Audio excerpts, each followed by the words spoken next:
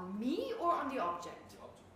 The object, right? Actually, of course, the sense of I need this that precedes it. It's like jealousy focuses on the good quality of another person, right? It comes out of I need to have that, but that's not what jealousy does, right? So I need to have that characteristic. That's what comes first. I need to have that good quality whenever we are jealous of. Okay, so now with stinginess, it's holding on to the object, right? Exaggerating what? The object. And what the object can give us. Yeah? So holding on to the object, seeing it exaggerated and not being able to give it. Not being able to give it. Seeing as greater than it is and not being able to give it. That's stinginess, right?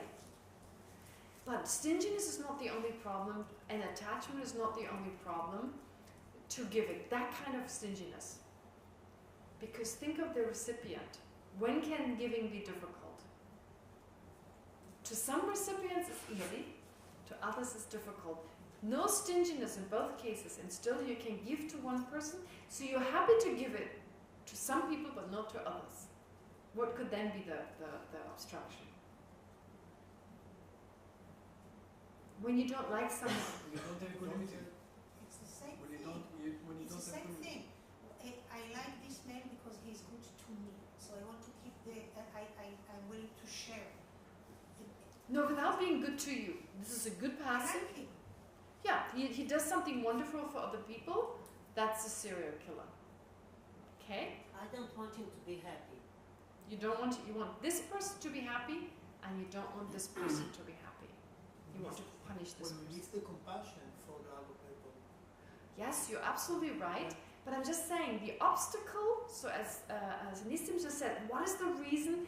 In the first place, we cannot give the object because we need it ourselves. In the case of miserliness or stinginess, we want the object for ourselves, right? That's a different scenario where we cannot give.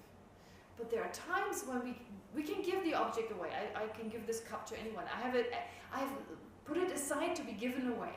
I can give it to this person, but I cannot give it to that person. You're not be happy at least to give it to the other person. Yeah. It makes me feel good to give him, and it doesn't make me feel good to the others. Yes. It's again me. Yeah, of course, it all comes down to the me. No, Leora, this of course. But I'm saying it's our dislike, it's our hatred for that person, possibly dislike. We don't like this person, and like whoever said it, we don't want them to be happy, which is responsible more directly. You're still right. Indirectly, fundamentally, it's always the self, always that. But then more directly, what is the thought? I don't want this guy to be happy. I don't want to give something to them. I don't want, they should be punished and there shouldn't be. So a very clear sense, this person should not get, this person should get. Right? Okay. And if you have a favorite friend, we can even, without disliking one friend, without disliking the other person or the other friend, we like this friend a little bit more, so we give to that friend. Okay? Again, we cannot give to this person as easily as to that person. All right. And of course, if there's reward involved, then it's even harder. So it's not stinginess, but expecting something. Oh, if I give to this person, I get. So it can be even worse than just like and dislike. So I just don't want. It's not. I don't expect anything in return. I may even give anonymously.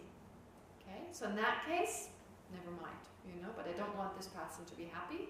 This I see as this person I see as something negative. But I can also feel. Oh, if I give to them, they always remember. They usually repay me. Anyway, so these are all motivations to check when we give. First of all, what about the object? Can I easily give away the object? If I can easily give away the object, what about the recipient?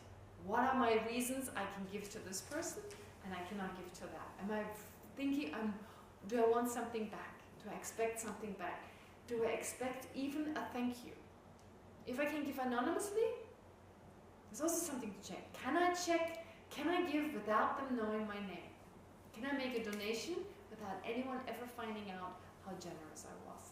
Or does my name have to be somewhere? Okay. It's also interesting to check, yes?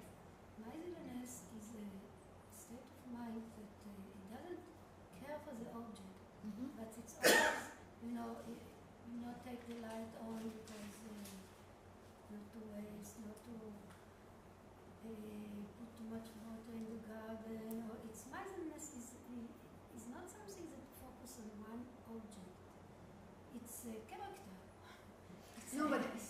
moment, it's a different object. So miserliness, not to put too much water. You know, like I don't want to give too much water, or I don't want to give water and benefit my neighbor. In that moment is the water. It's always a different object. It changes in each moment, doesn't it? Like I ask you, you have 2 pieces of cake, or I have 2 pieces of cake. I want to give you one, I give you the smaller one. I don't want to give you the bigger one. In that moment, it's miserliness with the cake. You know, it's in each situation. Each mind is different, you're right. In general, but if you focus on each awareness, the object changes, doesn't it? Okay? Yes. Listen, you want to say something? Listen, did you want to say something? Because sometimes people miserliness with only money, but sometimes they miserliness with everything. Yeah, with everything. But then, isn't it like with everything? Yeah, I wonder. Even though it's not their water, maybe it's not their water, but they still don't want to give. It's like a habit. Maybe it's like a habit. It's not even yours to give. I mean, if you don't give it, you can't keep it, but still not wanting to give. Am I making sense? That's also possible. Some people make it just as a habit. It's a tendency. Okay. Anyway, so it's just a way to get to know miserliness better, and other reasons for attachment, of course, for being unable to give. And the fear. So that's not miserliness. If it's not mine and I don't give it, I think it could be only miserliness is I don't want to spend money. Usually it's represented by objects, water or whatever. But if I don't want to give, which is not mine, it's probably because I hate it. Because it's not miserliness. It's because I hate it. It's anger. No. Especially why? No, I don't think so. I think even if you don't dislike the person, you just don't want to give. It's kind of like a hesitation towards giving. A habit. Pardon? A habit. Like a habit, exactly. Like a habit. It's not yours. For example, someone else gives you lots of money and say, give it to other people. Right? And you don't even want to give it. Like, give it to the beggars. It's mine. Okay. Right? There may be situations when someone gives you a whole bunch of money, says, sorry, I'm busy, give it to the beggars. And you don't want to give it to all. I don't want to give it to these beggars. It's like, it's almost like, it's annoying. I mean, I don't know. It's different for different people, but sometimes there's like, I don't want to give. It annoys me. So no joy in giving. It's not your money. You don't dislike the person. You just have no joy in giving. Yes. When I talk about miserliness, and Yeah. when I talk to my children, to my kids about generosity and being generous, I Yeah. usually don't talk about giving things or money, because I don't think that this is the most important thing. I'm more talking about to them about being generous, mentally generous, like, or mentally stinginess. Yes. Don't be this way. Just be generous with the things, not the thing, the object that you have, Right. but what you have inside. Yes, but it's sometimes easier to give that than to give possessions. But sometimes to say someone good words, or to wish someone. So good, true. That's true. This is something We'll speak more about this. difficult than giving someone money. Yeah, but that's not even called generosity. I mean, this is like giving love, which has the aspect of generosity, like practicing patience. We'll speak about this when we talk about patience, when you give someone sweet words. So you practice patience and you give your love, your compassion. Here, generosity has 3 types. Giving material things, giving the Dharma, and giving protection from fear. Yeah, so giving protection. So we speak about this, but I think initially, because the first one is usually the basis for the rest, we start with giving of material things. It's not mentioned here first, but in Pabonga's book, it's the giving of material things first. And I think that's also important. It just depends. We need to address all of those, and we will. Yeah, so giving of love, of course, but that's already love itself. Giving love is generating love. Yeah. So giving time is a difficult one, right? Especially now we have a sense time is money, so it's difficult. Okay. Anyway, disadvantages of not giving. What are the disadvantages of not giving? Well, feeling always worried. If we don't give, if we're not generous, there's a sense of worry. Okay. So if we don't give time to other people, I guess in another way we could say there's also worry. There's always worry, because if we don't happily give, we're more worried about keeping things. Okay. There's regret and worry at the time of death, lack of material goods, lack of other people giving us their time. There's no one there to listen to us, to take us to a hospital when we need so, etc. Though it's kind of generosity, but it's also helping others. So it's not really mentioned it in this context. So there's no help when we need it, and there's no dharma. So lots of disadvantages to become aware of those. So the worry, the feeling of regret at the time of death. We lack the most basic things. We have little choices, and we don't receive help when it's necessary. And we have to spend, the more possessions we have, so the idea is not just being miser, but to also accumulate a lot of things. The more stuff we have, the more burdens we have. So having possessions are seen as a huge burden. How much time do we spend to clean our house, our car, our possessions? How much time do we spend looking after them? Right? Our body, for example. I mean, to give away our body, we don't want to give it away. We don't hesitate to give it because we want to be of service to all sentient beings. No. It's our body. We don't want to give it for that reason. How much time do we spend on a daily basis to look after it? Right? Again, it's a huge burden. We have to spend a lot of time looking after our body. So then in the scriptures it says our body's unclean, it's smelly, prone to disease, rushing towards death. It's under the control of karma. It's the basis for all the negativities we accumulate. It's the basis for harm, etc.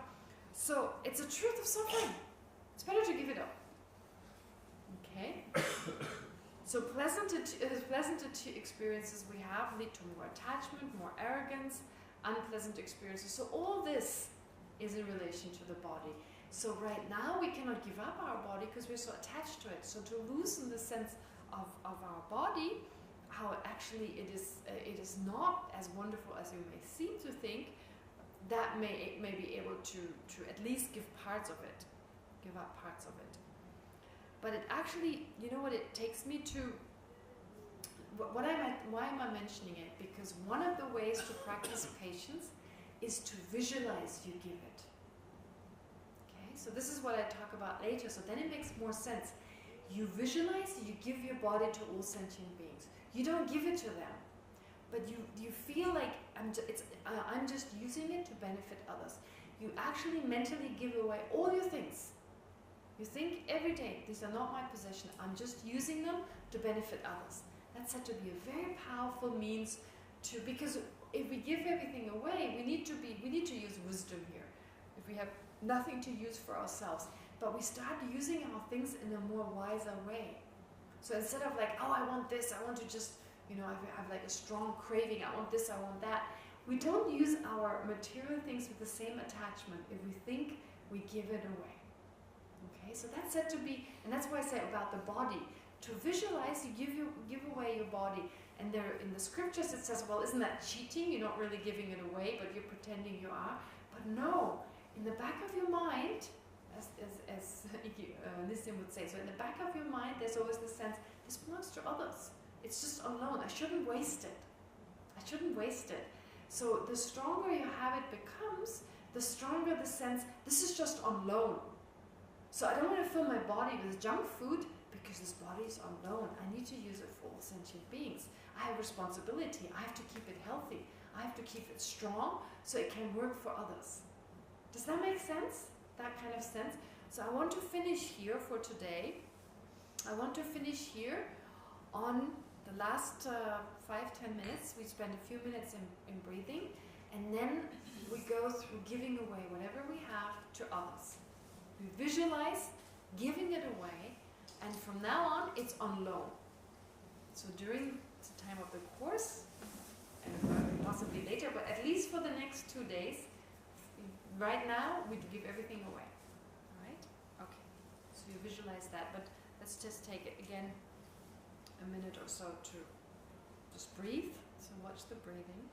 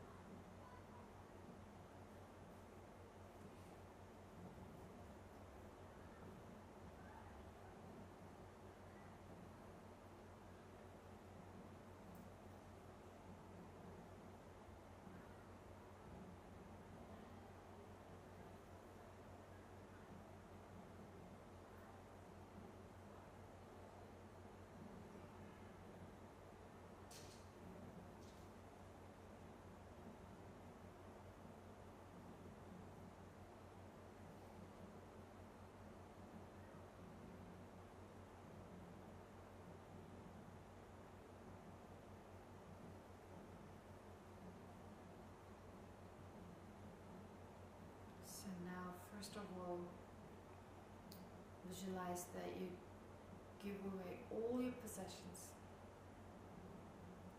You mentally give everything away.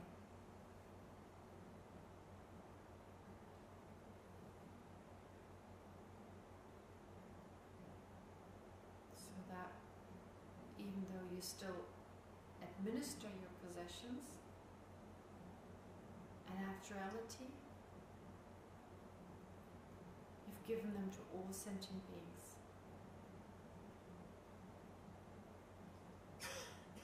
And to utilize them in that way.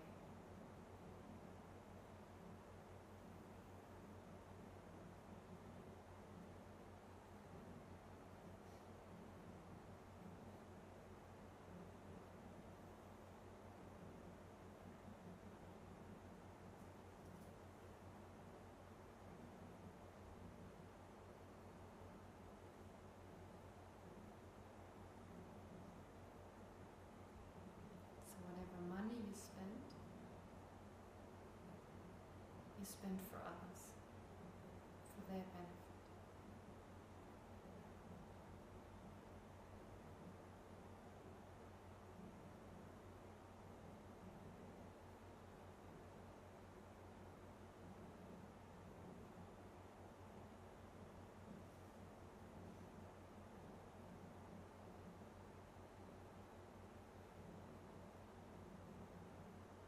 Your house or your apartment, you're just living there, but it's for the benefit of sentient beings.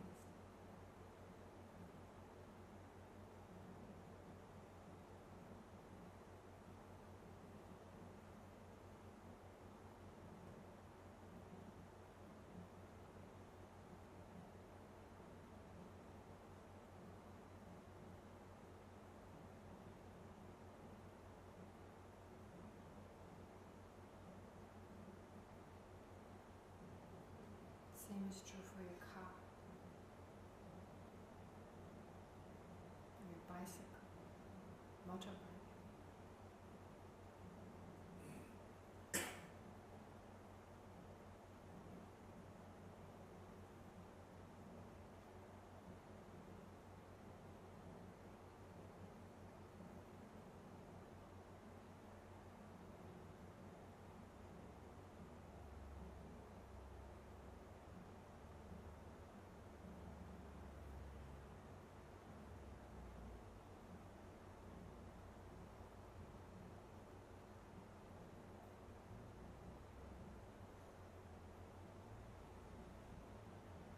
And then think you give away your body.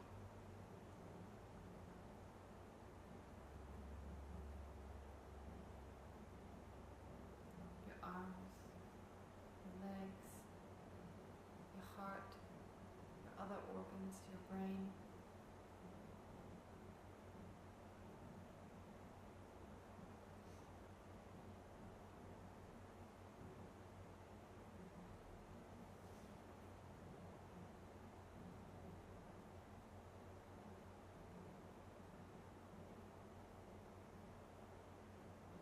Giving it to all sentient beings.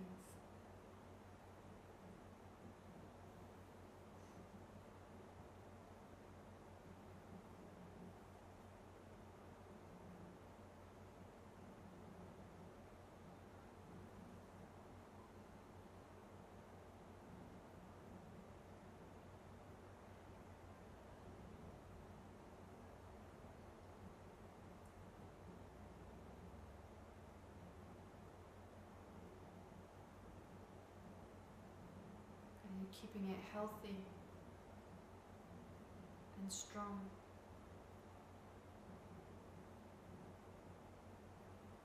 Only to be of benefit to sentient beings.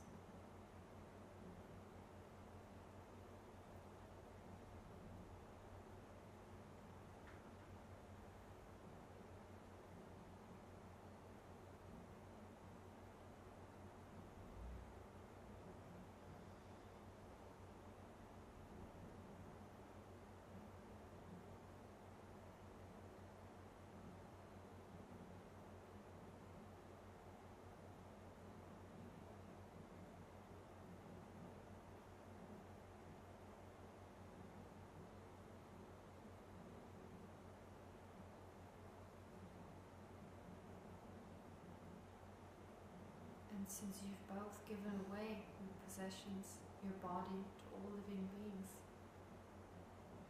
lastly visualize you give away all your root virtues, all the positive karma you've accumulated. You give that to sentient beings.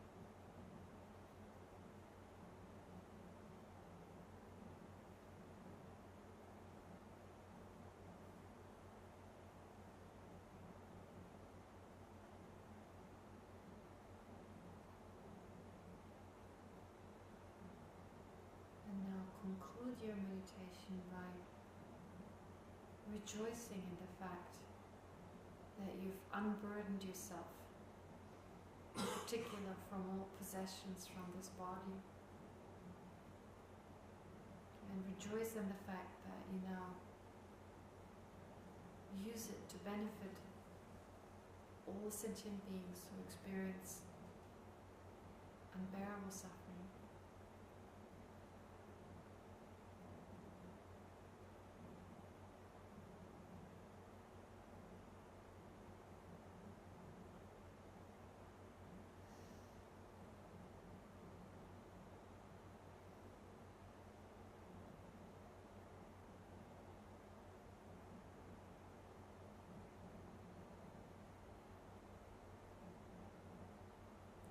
Focus on that feeling of joy and relief.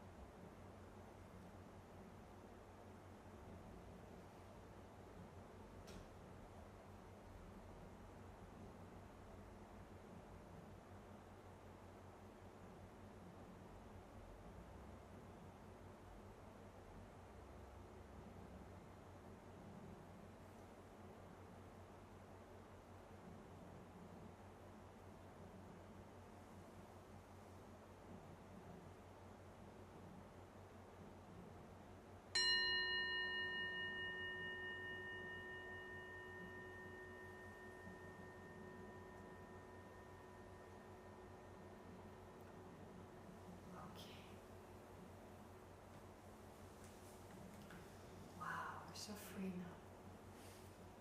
Everything gone. But seriously, this is how it's described. To start, we just mentally give it away. And then later on, when we give something, it's almost just like we return. It says you return that which you've already given. So you're just giving it to the rightful owner.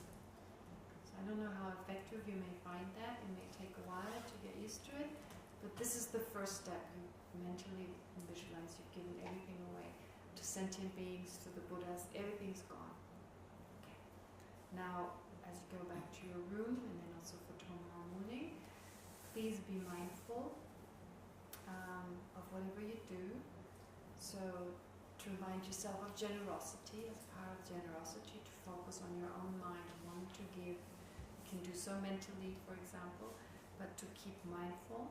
And together with mindfulness, of course, to avoid the 10 known virtues. 7 of those you're pretty much protected from, unless you break the silence. But then also the last 3 of ill will, attachment, covetousness, so anger, awareness of resentment, anger, awareness of attachment, of wrong views, and so forth. So you generate mindfulness, introspection, and attentiveness. So those awarenesses help us to